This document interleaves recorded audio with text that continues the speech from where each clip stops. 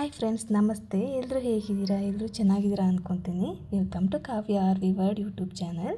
ನಾನಿವತ್ತು ಬಟಾಣಿ ಮತ್ತು ಮಶ್ರೂಮ್ ಹಾಕಿ ಹೇಗೆ ಮಸಾಲೆ ಸಾಂಬಾರು ಮಾಡೋದು ಅಂತ ತೋರಿಸ್ಕೊಡ್ತೀನಿ. ಎಲ್ಲರೂ ತುಂಬ ಇಷ್ಟಪಟ್ಟು ತಿಂತಾರೆ. ಒಂದು ಸಲ ನೀವು ಟ್ರೈ ಮಾಡಿ.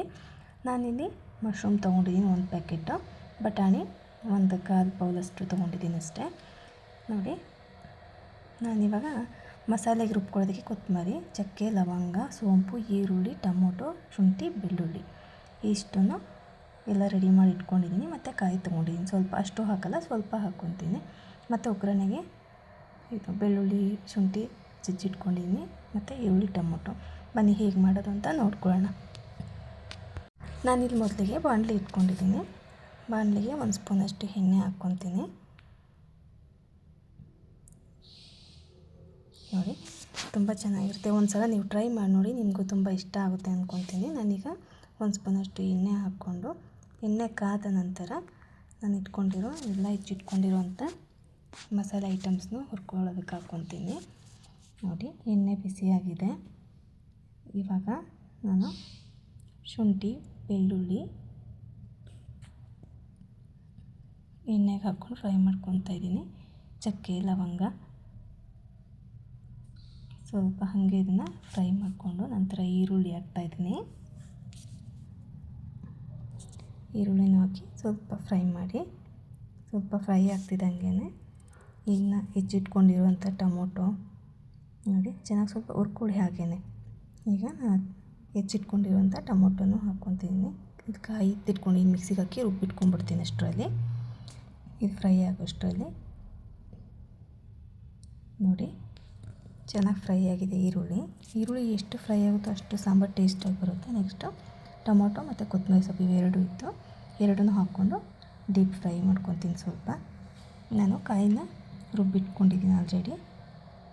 ನೋಡಿ, ಚೆನ್ನಾಗಿ ಹುರ್ಕೋಬೇಕು. ನಾನಿಲ್ಲಿ ಚಿಲ್ಲಿ ಪೌಡರ್ನ ಹಾಕ್ಕೊತೀನಿ. ಬೇಕಾದ್ರೆ ಒಣಮೆಣ್ಸಿನ್ಕಾಯಿನ ಯೂಸ್ ಮಾಡ್ಕೋಬೋದು, ಬಟ್ ನಾನು ಚಿಲ್ಲಿ ಪೌಡ್ರ್ ಮಾಡಿಸಿಟ್ಕೊಳ್ಳೋದ್ರಿಂದ ಚಿಲ್ಲಿ ಪೌಡರ್ನ ಯೂಸ್ ಮಾಡ್ಕೊತಿದ್ದೀನಿ. ನಾನು ಸ್ವಲ್ಪ ಅರಿಶಿನ ಹಾಕ್ತಾಯಿದ್ದೀನಿ ಹುರ್ಕೊಳ್ಳೋದಕ್ಕೆ, ಜೊತೆಗೆ ಸ್ವಲ್ಪ ಮಿಕ್ಸ್ ಮಾಡ್ಕೊತೀನಿ.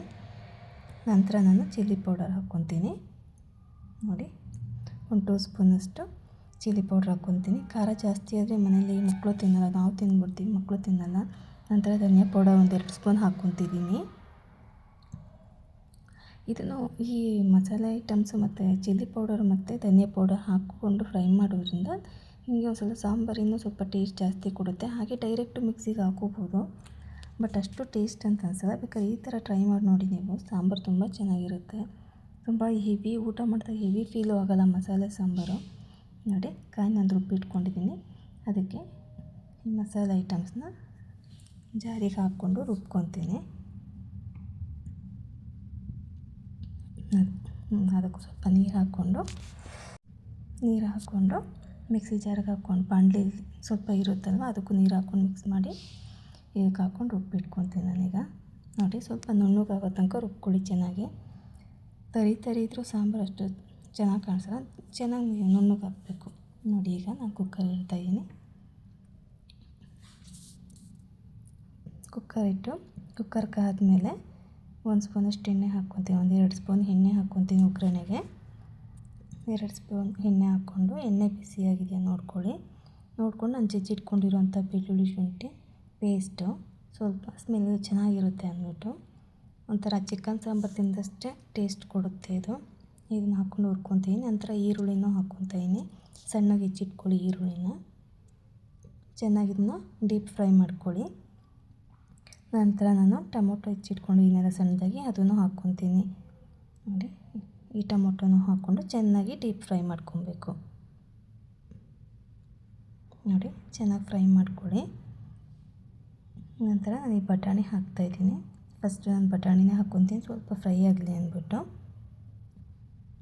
ಬಟಾಣಿ, ಈಗ ಮಶ್ರೂಮು 1 ಪ್ಯಾಕೆಟ್ ತೊಗೊಂಡಿರೋದು, ನೀಟಾಗಿ ತೊಳೆದು ಮತ್ತು ಮೇಲ್ಗಡೆ ಸ್ಕಿನ್ ಥರ ಇರ್ತದೆಲ್ಲ ತೆಗೆದುಬಿಟ್ಟು ನಾನು ಕ್ಲೀನ್ ಮಾಡಿ ಇಟ್ಕೊಂಡಿದ್ದೀನಿ.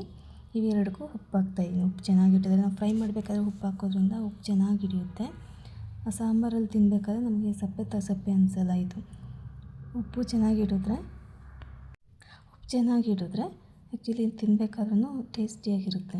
ಮಶ್ರೂಮು ಚೆನ್ನಾಗಿರುತ್ತೆ. ಚೆನ್ನಾಗಿ ಹಾಕಿಬಿಟ್ಟು ಫ್ರೈ ಮಾಡ್ಕೊತಾ ಇದ್ದೀನಿ. ಚೆನ್ನಾಗಿ ಹುರ್ಕೋಬೇಕು ಫ್ರೆಂಡ್ಸ್, ತುಂಬ ಚೆನ್ನಾಗಿ ಹುರಿರಿ. ಚೆನ್ನಾಗಿ ಹುರಿದಾಗ ತಿನ್ನೋದಕ್ಕೆ ಒಂಥರ ಸ್ಮೆಲ್ಲು ಘಮ ಘಮ ಅನ್ನುತ್ತೆ, ಸಾಂಬಾರು ತುಂಬ ಚೆನ್ನಾಗಾಗುತ್ತೆ. ಈ ಚೆನ್ನಾಗಿ ಹುರ್ಕೊಂಡ್ಮೇಲೆ ನಾವು ಮಸಾಲೆ ಹಾಕ್ಕೊಬೇಕು ನೋಡಿ. ಚೆನ್ನಾಗಿ ಫ್ರೈ ಮಾಡ್ಕೊಳ್ಳಿ. ಇದು ಉಪ್ಪೆಲ್ಲ ಚೆನ್ನಾಗಿ ಹಿಡಿಬೇಕು. ನಾವು ಚಿಕನ್ ಹಾಕಿದಾಗ ಹೆಂಗೆ ಫ್ರೈ ಮಾಡ್ತೀವಿ ಆ ಥರ ಸ್ವಲ್ಪ ಫ್ರೈ ಮಾಡ್ಕೊಬೇಕು. ಸ್ವಲ್ಪ ನೀರಿನ ಅಂಶ ಹೋಗಬೇಕದು. ಮಶ್ರೂಮ್ ಹಾಕಿದಾಗ ಸ್ವಲ್ಪ ನೀರು ಬಿಟ್ಕೊಳ್ಳುತ್ತೆ. ನೀರಿನ ಅಂಶ ಎಲ್ಲ ಸ್ವಲ್ಪ ಕಮ್ಮಿ ಆಗ್ತಿದೆ ನೋಡಿಕೊಂಡು ಆಮೇಲೆ ನಾವು ಮಸಾಲೆ ಹಾಕಬೇಕು ನೋಡಿ. ಸ್ವಲ್ಪ ಕಮ್ಮಿ ಆಗಿದೆ ನೀರಿನ ಅಂಶ. ನಾನೀಗ ಈ ಮಸಾಲೆ ರುಬ್ಬಿಟ್ಕೊಂಡಿರೋದನ್ನ ಹಾಕ್ತಾಯಿದ್ದೀನಿ. ಈ ಥರ ಮಸಾಲೆ ನೀವು ಯಾವುದಕ್ಕೆ ಇದಕ್ಕೆ ಅಂತಲ್ಲ, ನಾನ್ ವೆಜ್ಗೂ ಕೂಡ ಇದೇ ಥರ ಮಸಾಲೆ ಹಾಕಿ ನೋಡಿ, ಎಷ್ಟು ಚೆನ್ನಾಗಿ ಬರುತ್ತೆ ಗೊತ್ತಾ. ನೀವು ಊಟ ಮಾಡಿದಾಗ ಏನೋ ಹೊಟ್ಟೆ ತುಂಬ ಫುಲ್ ಆಗಿದೆ ಅಂತಲೇ ಅನಿಸಲ್ಲ. ನೀವು ಮಧ್ಯಾಹ್ನ ತಿಂದರೂ ನೈಟು ತಿನ್ನೋಷ್ಟು ಫುಲ್ ಡೈಜೆಷನ್ ಆಗಿರುತ್ತೆ ನೋಡಿ. ನಾನು ಮಸಾಲೆ ಹಾಕ್ಕೊಂಡೆ, ಮಿಕ್ಸಿ ಜಾರ್ಕೊಂಡು ನೀರು ಹಾಕ್ಕೊಂಡಿದ್ದೀನಿ. ಈಗ ನಿಮಗೆ ಗಟ್ಟಿ ಬೇಕಂದರೆ ಗಟ್ಟಿ ಮಾಡ್ಕೊಳ್ಳಿ, ತೆಳು ಬೇಕು ಅಂದರೆ ಸ್ವಲ್ಪ ನೀರು ಆ್ಯಡ್ ಮಾಡ್ಕೊಳ್ಳಿ. ನಾನು ತುಂಬ ಗಟ್ಟಿ ಮಾಡ್ಕೊಳ್ಳೋದು, ಸ್ವಲ್ಪ ಮೀಡಿಯಮ್ಮಾಗಿ ಇಟ್ಕೊತೀನಿ ನಾನು. ತುಂಬ ಗಟ್ಟಿಗಾದರೂ ಮಕ್ಕಳು ಇಷ್ಟಪಡೋದಿಲ್ಲ. ನಾನು ಮೀಡಿಯಮ್ಮಾಗಿ ಒಂದು ಹದಕ್ಕೆ ಮಾಡ್ಕೊತೀನಿ. ನನಗೆ ಈ ಕನ್ಸಿಸ್ಟೆನ್ಸಿ ಇದ್ದರೆ ಸಾಕು ನೋಡಿ. ನನಗೆ ಇಷ್ಟಿದ್ರೆ ಸಾಕು. ಮುದ್ದೆ ಜೊತೆ ರೈಸ್ ಜೊತೆ ತುಂಬ ಚೆನ್ನಾಗಿರುತ್ತೆ. ಸ್ವಲ್ಪ ಗಟ್ಟಿ ಮಾಡಿಕೊಂಡ್ರೆ ನೀವು ಚಪಾತಿ ಜೊತೆನೂ ತಿನ್ಬೋದು. ಬಟ್ ನಾನಿಲ್ಲಿ ಸಾಂಬಾರು ಮುದ್ದೆಗೆ ಮಾಡ್ತಾಯಿದ್ದೀನಿ ನೋಡಿ. ಈ ಕನ್ಸಿಸ್ಟೆನ್ಸಿ ಇದೆ ನೋಡಿದ್ರಲ್ಲ. ಈಗ ಉಪ್ಪು ಖಾರ ಕರೆಕ್ಟಾಗಿ ಇದೆಯಾ ನೋಡಿಕೊಂಡು ನೀವು ಉಪ್ಪು ಬೇಕಾದರೆ ಮಿಕ್ಸ್ ಮಾಡ್ಕೊಳ್ಳಿ. ನಾನು ಸ್ವಲ್ಪ ಕೊತ್ತಂಬರಿ ಸೊಪ್ಪು ಇಟ್ಕೊಂಡಿದ್ದೆ, ಗಾರ್ನಿಷಿಗೆ ಹಾಕ್ತಾಯಿದ್ದೀನಿ. ನಾನು ಉಪ್ಪು ಕರೆಕ್ಟಾಗಿದೆಯಾ ನೋಡಿ. ಸ್ವಲ್ಪ ನಿಮಗೆ ಬೇಕಾದರೆ ಉಪ್ಪು ಕಮ್ಮಿ ಇದ್ದರೆ ಹಾಕ್ಕೊಳ್ಳಿ. ನಾನು ಹಾಕಬೇಕಾದ್ರೆ ಇದು ಬಟಾಣಿ ಹುರಿಬೇಕಾದ್ರೇ ಹಾಕ್ಬಿಟ್ಟಿದ್ದೆ. ಬಟಾಣಿ ಮತ್ತು ಮಶ್ರೂಮ್ ಹುರಿಬೇಕಾದ್ರೆ ಕರೆಕ್ಟಾಗಿರುತ್ತೆ. ಈಗ ನೋಡಿ, ಕುಕ್ಕರ್ ಲಿಡ್ ಮುಚ್ಚಿ 2 ವಿಷಿಲ್ ಬರಲಿ ಸಾಕು.